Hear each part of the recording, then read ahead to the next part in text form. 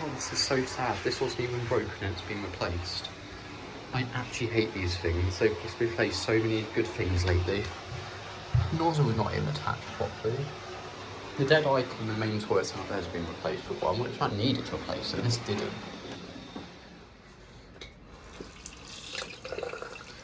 Shame, because the JVD Master is a very good hand dryer.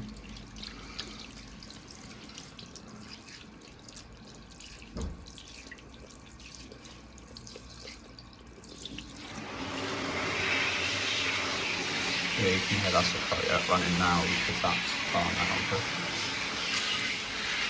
I'll try and get a picture in a sec once before it's empty. There's toxic in there, isn't it?